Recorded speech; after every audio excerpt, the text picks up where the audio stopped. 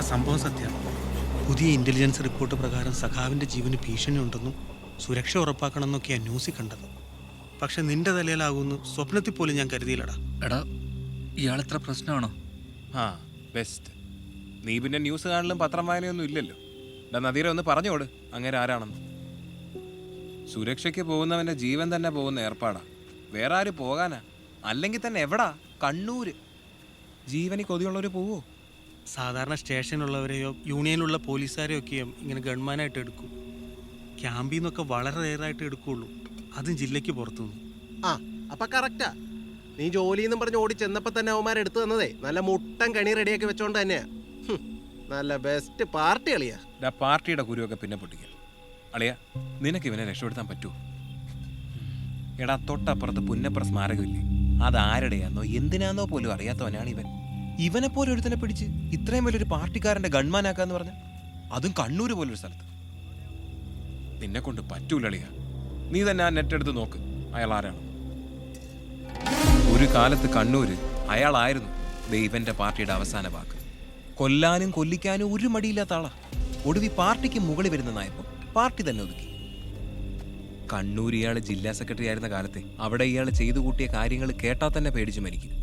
എത്ര തവണ സംഖ്യകൾ നോക്കിയാണെന്നറിയോ ഇയാളെ കൊല്ലാൻ. ഒരിക്കൽ സ്വന്തം ഭാര്യയുടെ മുന്നിലിട്ട് വെട്ടിക്കൂട്ടിയത്, എന്നിട്ടും തിരിച്ചു വന്നു.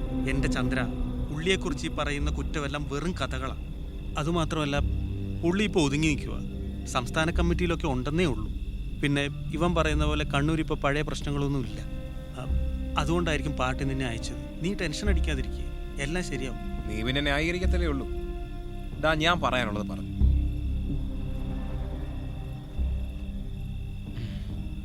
അളിയ നദീറെ, നീ വിചാരിച്ചാലേ എന്തെങ്കിലും നടക്കൂ. എന്തെങ്കിലും ചെയ്. കുറച്ച് സെന്റിമെന്റ്സ് വർക്കൗട്ടി ഒന്ന് ഊരിക്കൊടുക്ക.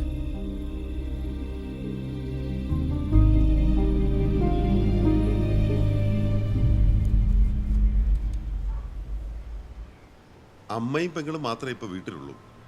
അതെ.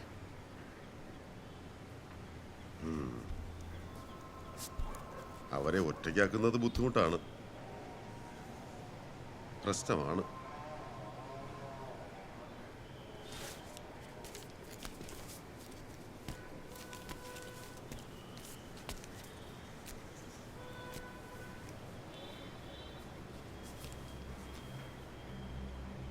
നീ സഖാവ് അഭിജിത്ത് എന്ന് കേട്ടിട്ടുണ്ടോ? മഹാരാജാസ് കോളേജിൽ ഇസ്ലാമിക തീവ്രവാദികളുടെ വെട്ടുകൊണ്ട് മരിക്കുമ്പോൾ സഖാവിന് 20 വയസ്സാ പ്രായം, അല്ലേ?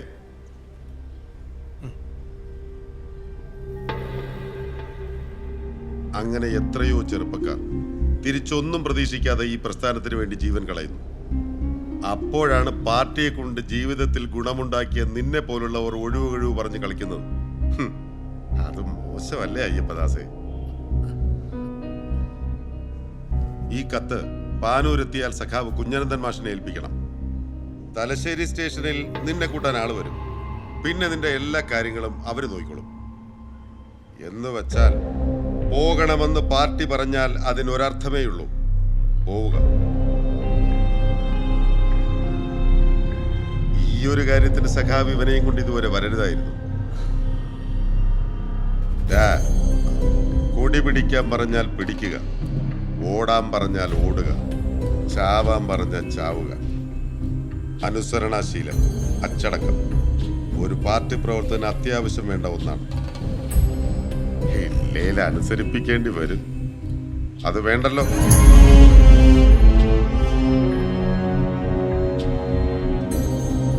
എടുക്കൻ എന്നാ പിടിച്ചോ, പൊക്കോ.